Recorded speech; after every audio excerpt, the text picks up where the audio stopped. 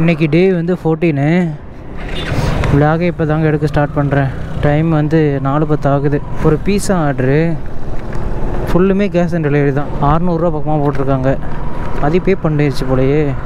பேர் பாரு, ஐபி. எதுக்கு தான் இப்படிலாம் பேர் வைக்கிறாங்கன்னு தெரில. பைக்கில் மறுபடியும் ஒரு ப்ராப்ளம் ஆயிடுச்சுங்க. டிஸ்க் பேடு மறுபடியும் போயிடுச்சு. ஒரே சவுண்டு கேட்குன்னு நினைக்கிறேன். 80% போயிடுச்சு, இன்னும் 20% தான் இருக்குது. பைக்கில் இப்போ என்ன பிரச்சனை நடந்தாலும், பைக்கில் இப்போதைக்கு என்ன பிரச்சனை நடந்தாலும் மாற்ற போகிறதே இல்லைங்க. பொங்கல் முடிஞ்ச வாட்டி தான் 20-25,000 பக்கமாக செலவு பண்ணிட்டேன். ஜனவரிக்குள்ளே எப்படியும் 50,000 ப்ராஃபிட் எடுத்தே ஆகணும். பிரேக் பேடு மட்டும் வேணால் இப்போதைக்கு மாற்றிக்கலாமான்னு நினைக்கிறேன். ஏன்னா அது ரொம்ப முக்கியம்ல. அதுக்கடுத்து வந்துட்டு பைக்கில் வந்து கிளச் பேடு போயிடுச்சு. வண்டி இப்போது அந்த வேகத்தில் விட்டு முறுக்குற பாருங்க, போகவே போகாது. ஒரு 5 செகண்ட்ஸ் இல்லைன்னா 10 செகண்ட் ஆயிரும். அவர் இன்ஜின் கழட்டி மாட்டும் போதே அதான் சொன்னார், போயிடுச்சுன்னாரு. இப்போ பாருங்கள்,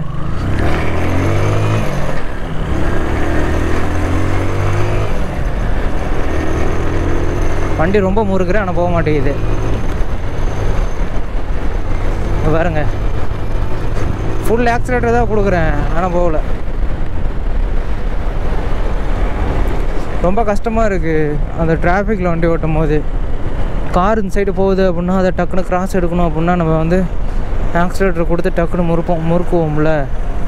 அதை என்னால் பண்ண முடியல. இது வரைக்கும் நம்ம வந்து 9 ட்ரிப்பு முடிச்சிருக்கோங்க. இன்றைக்கி வந்து சனிக்கிழமை. டேட்டு வந்து 28 டிசம்பர். டார்கெட்டை வந்து 23 டார்கெட் முடிக்கணுமா. முடிச்சா தான் 480 இன்சென்டிவ் வரும். ஆர்டர் வந்து இப்போதைக்கு போடாதனால நம்ம 3 மணி வரைக்கும் வீட்டிலே இருந்துட்டு 3 மணிக்கு மேலே வந்து இங்கே ஜோனில் வந்து ஓட்டலாம் அப்படின்னு நினச்சேன். இது ஆர்டர் நல்லா போடுற மாதிரி தெரிஞ்சது. ஒரு ஜோனுக்கு வந்து ஆர்டர் போட மாட்டேறான், ரொம்ப இழுத்தடிக்கிறான். இந்த ஆர்டர் கொடுத்தோம்னா 10 ட்ரிப்பு வரும் மொத்தமாக. அதுக்கு மேலே 13 ட்ரிப்பு முடிக்கணும். பார்ப்போம், முடிஞ்சளவு முடிக்க பார்ப்போம். அப்படி இல்லைன்னா 11 மணிக்கு வீட்டுக்கு கிளம்பிடலாம். ஃபுட்டு கொடுத்தாச்சுங்க. இந்த இடம் பார்க்கவே அழகாக இருக்குது. அந்த இடத்துல கட்டில் ஓடுதோன்னா எப்படி இருக்கும். மேலே வேறு வேப்ப மரம், நல்லா ஜில்லுன்னு காற்று வருங்க. இது மாதிரி இடத்துல நான் ரொம்ப மிஸ் பண்ணுறேன். ஸ்விக்கியில் ஆர்டர் பண்ணால் இது மாதிரி இடத்துலையும் வந்து டெலிவரி பண்ணுவாங்கன்னு நான் இப்போ தாங்க பார்க்குறேன். ஏன்னா இந்த இடம்லாம் எலிஜிபிளாக இருக்காது. இதெல்லாம் காட்டு சைடில். இந்த சைடில் எப்படா டெலிவரி பண்ணுவாங்க அப்படின்னு பார்த்தா காசு கொடுத்தா போதும், எங்கே வேணாலும் டெலிவரி வருது. இறக்கத்தை பார்த்தீங்களா? ஏய், சைக்கிள் ஓட்டினா நல்லாயிருக்கும். அதுவும் குட்டி சைக்கிள் ஓட்டினா அந்த சைடு. 3 hours later. டைம் இப்போது 7 மணி ஆகுதுங்க. இது வரைக்கும் 14 ட்ரிப்பு முடிச்சிருக்கேன். இன்னும் 9 ட்ரிப்பு தான் தேவைப்படுது. ஆர்டர் நல்லா தான் போடுவோன்னு பார்த்தேன். போவோம் அப்படியே டல்லாகிட்டாங்க. 710 இன்சென்ட் எடுக்கலான்னு பார்த்தேன், எடுக்க முடியாது போல். 3 hours later. ஸ்கோர் டைம் வந்து இப்போது 10:27 ஆகுதுங்க. ஆர்டரை பார்த்து போட்டுட்ருக்கான். இன்னும் 3 ட்ரிப்பு தான் முடிக்கணும். அமௌண்ட் வந்து 700 தான் வந்திருக்கு. இன்றைக்கி முடிக்கவே முடியாது போல். 480 இன்சென்ட் எடுக்க முடியாது போல் அப்படின்னு நினச்சேன். அப்படியே கொஞ்சம் ஆர்டர் போட்டான். உட்கார வச்சு ஆர்டர் போட்டுக்கிட்டே இருக்காங்க. நான் இன்றைக்கி வந்ததே வந்து 710 ரூபா எடுத்துடலாம் அப்படின்னு ஒரு நம்பிக்கையில் வந்தேன். மொத்தம் 480 ரூபா தான் எடுக்க முடியும் போல். அமௌண்ட்டாச்சும் ரீச் ஆகுன்னு பார்த்தா அமௌண்ட்டும் ரீச் ஆகலை. ஞாயிற்றுக்கிழமை. நாளைக்கு தான் எப்படி ஓட்ட போகிறேன்னே எனக்கு ஒன்றும் புரியல.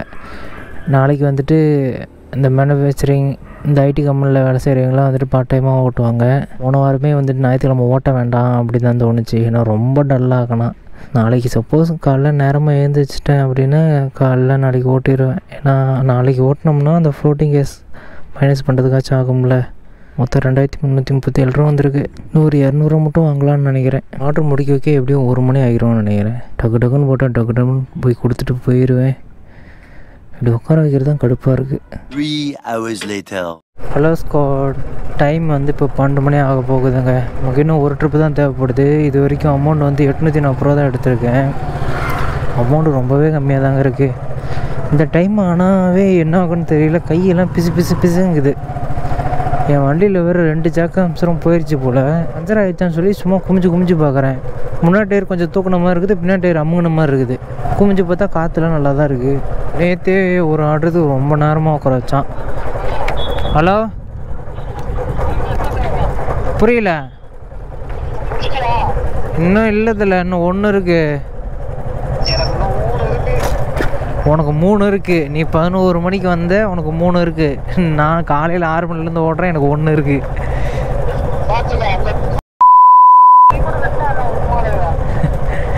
ஏன் என்னாச்சு?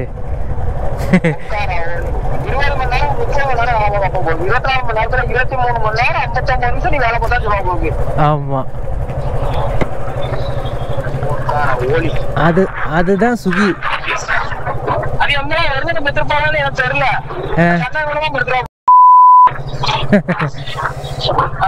இல்ல வேற வேற டிபார்ட்மெண்ட் கொடுத்துட்டு இருக்காங்க.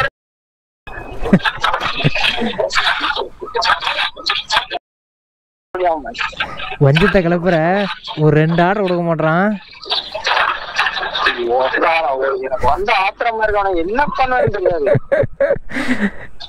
இல்ல 11 நம்ம ஓவரா பண்றாங்கல, ஒரு அளவுக்கு இல்ல அவனுக்கு. ஆமா இல்ல வேலை தானே பாக்குறான் எல்லாரும். சும்மா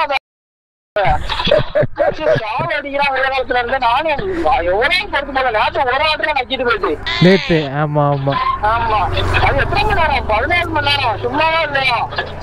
எனக்கும் 18 மணி நேரம் முடிஞ்சிருச்சு. நான் காலைல ஆன் பண்ணிட்டு தூங்கிறது. ஆர்டர் வந்தா வருது, வரலாம் போகுதுன்னு முடிச்சுட்டு போறேன். உனக்கு 400 ரூபாய் இன்சென்டிவ் வந்துச்சு, 450 ரூபா அங்க அப்படின்னு ஒரு மனசுல போவேன்.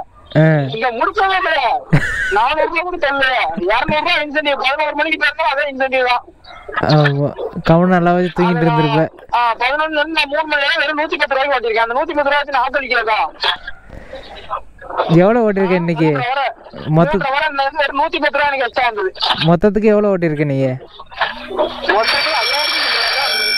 ஒரே நிமிஷத்துல எனக்கு ஒரு ஆர்டர் போட்டான் தலைவரே. அவ்வளவுதான், லாஸ்ட் ஆர்டர் முடிஞ்சிச்சு. அவ்வளவுதான். காலைல 6 மணிக்கு. அது டைம் கிடையாது இல்ல, நம்ம ஆன் பண்ணிட்டு தூங்கிட்டுமே. எத்தனை மணிக்கு ஆன் பண்ணங்கறதா கேள்வி. தூங்கல அது ரெண்டாவது. 6:10 இருக்கும். 6 மணிக்கு ஆன் பண்ண, நைட் 12 மணிக்கு விட்டுருக்கான். அப்ப பாத்துக்க, அதுவும் பொழைச்சு போன்னு விட்டுருக்கான். பாவம் ரொம்ப நேரம் லாங்கில் இருக்கிறான்னு. இதுல இன்னொரு கொடுமை.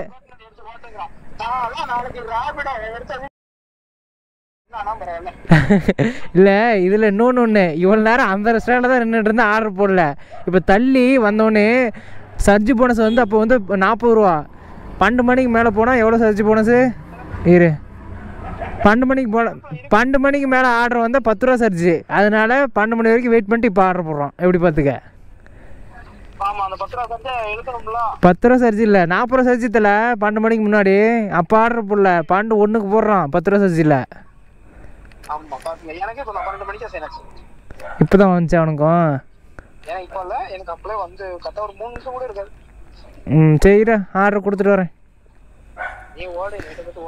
அவ்வளோத்தான். பையன் செம்ம ஆனில் இருக்காங்க. ஏன்னா நேற்று வந்துட்டு ஆர்டர் ஓட்டினானா, ஒரு ஆர்டர் கொடுக்கவே இல்லை. ஒரு ஆர்டர் கொடுத்துருந்தா 400 இன்சென்டிவ் வந்திருக்கும். கொடுக்காதனால இப்போ 200 இன்சென்டிவ் தான் வந்துச்சு. அதனால தான் இவ்வளோ கோவத்தில் பேசிகிட்டு இருக்கான். அது என்ன உண்மை தான். அவ்வளோ நேரம் வேலை வாங்கிட்டு கடைசியில் அந்த ஒரு ஆர்டர் கொடுக்காம அந்த இன்சென்டிவ் கொடுக்கணுமேன்னு சொல்லிட்டு கொடுக்காமே வச்சுருந்துருக்கான். பார்த்தியா, அங்கே நிற்கிறான் சுகி. இந்த வண்டி சேக்கம் சரி என்ன தான் பண்ணுறது?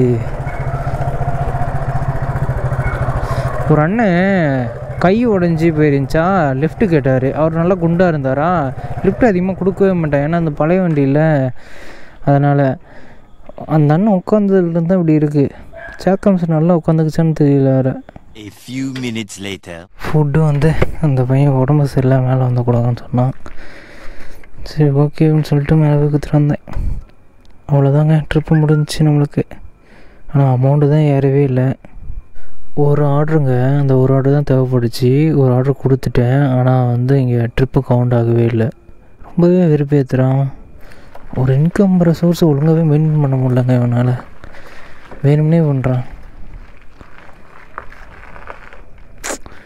அது டிக்க வச்சுனா பரவாயில்ல, டிக்கே ஆக மாட்டேங்கி. ஒன்று சொல்லணும்னு நினைக்கிறேன். என்னென்னா, யூடியூப்பில் கொஞ்சம் வீடியோஸ்லாம் பார்த்தேன்னா, இந்த ஸ்விக்கி டெலிவரி பாய் அந்த ரிவ்யூன்னு சொல்லிட்டு அதில் கமெண்ட்ஸில் இந்த வேலை நிரந்தரம் இல்லை, அதுக்கப்புறம் அது உண்மை தான், நிரந்தரம் இல்லைங்கிறது உண்மை தான். இந்த வேலைன்னு இல்லை, எந்த வேலையுமே நிரந்தரம் கிடையாதுங்க லைஃப்பில். ஈவன் நம்ம உயிரே வந்துட்டு நிரந்தரமாக இருக்கும்னா அதுவும் கிடையாது. லைஃப்பில் வந்து எதுவுமே நிரந்தரம் கிடையாது, அது ஒன்று எப்பயுமே தெரிஞ்சுக்கோங்க. இன்னொன்று வந்துட்டு இந்த வேலையை விட்டுட்டு வேறு வேலைக்கு போக வேண்டியது தானே அப்படின்னு சொன்னாங்களா. அவர் கொஞ்சம் மோசமாக வந்து ஸ்விக்கியை பற்றி ரிவ்யூ சொல்லிட்டு இருந்தார். 17 மணி நேரம் 18 மணி நேரம் ஒர்க் பண்ண வைக்கிறான், ஒர்க் பண்ணால் தான் இந்த அமௌண்ட் எடுக்க முடியுது, பிள்ளை குட்டிங்களை பார்க்காம இங்கேயே இவன்ட்டே வந்து டெலிவரி பண்ணிட்டே இருக்கணும் போல் இருக்குது அப்படின்னு பண்ண வைக்கிறான் அப்படின்னு சொல்லி சொன்னார். அதுக்கு தான் ஒரு வியூவர் வந்து கமெண்ட் பண்ணியிருந்தாரா, அது வந்து பார்ட்னர்ஷிப்பு, இஷ்டம் இருந்தால் வேலை செய்யுங்க, இல்லைன்னா விட்டு போங்க அப்படின்னு சொல்லியிருந்தார். அது ஒன்று. இன்னொன்று வந்துட்டு இந்த வேலையை விட்டுட்டு வேறு வேலைக்கு போக வேண்டியது தானே அப்படின்னு சொல்லி சொன்னாரா. ஒரு பையன் என்கிட்ட பேசினான்லாங்க, அந்த கால் ரெக்கார்டு கேட்டிருப்பீங்கள. யாருமே வந்துட்டு வேணும்னு இந்த வேலைக்கு வர மாட்டாங்க, ஏதோ ஒரு நிலமை ஏதோ ஒரு சூழ்நிலையில் இந்த வேலைக்கு வருவாங்க. இப்போ என் சூழ்நிலை வந்துட்டு பர்சனலாக தேவைகள் அதிகமாக இருக்குது, லீவ் அதிகமாக தேவைப்படுறதுனால நான் சூஸ் பண்ணது இது. அந்த பையன் வந்துட்டு இதை சூஸ் பண்ணது வந்துட்டு கடன் அதிகமாக இருக்குது. அவன் இந்த ஒரு மாதம் வந்துட்டு கஷ்டப்பட்டு வேலை செஞ்சானா வீட்டில் வந்து மாதம் 50,000 கொடுப்பான். நானாச்சும் லீவ் போட்டு போகிறேன், அந்த பையன் லீவே போடாமல் வேலைக்கு போவாங்க. எல்லாத்துக்கும் ஒவ்வொரு சூழ்நிலை இருக்கும்.